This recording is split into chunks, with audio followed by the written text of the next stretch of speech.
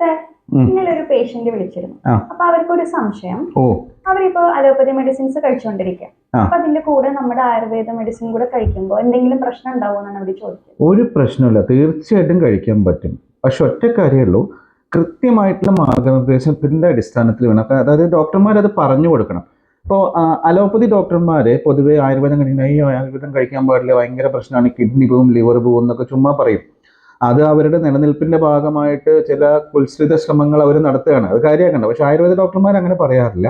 പക്ഷെ ആയുർവേദ മരുന്ന് കഴിക്കുമ്പോൾ അലോപ്പതി മരുന്നിൻ്റെയൊക്കെ ഡോസേജ് നമുക്ക് കുറച്ച് കൊണ്ടുവരാൻ സാധിക്കാറുണ്ട്. പ്രത്യേകിച്ച് പാർക്കിൻസൺസ് പോലെയുള്ള അസുഖങ്ങളിൽ, ദീർഘകാല പരിചരണം വേണ്ട അസുഖങ്ങളിൽ ഈ ആവശ്യമില്ലാത്തൊരു ഫാർമക്കോളജിക്കൽ ബേർഡൻ ഉണ്ടാവാറുണ്ട്. അത് നമ്മുടെ ആയുർവേദ മരുന്നുകൾ കഴിക്കുകയാണെന്നുണ്ടെങ്കിൽ കൃത്യമായിട്ടും അതിൻ്റെ ഡോസേജ് കുറച്ച് കൊണ്ടുവരാനും ലോങ് ടേം സൈഡ് എഫക്ട്സ് നമുക്ക് ഇല്ലാതാക്കാനും തീർച്ചയായിട്ടും സാധിക്കാറുണ്ട്.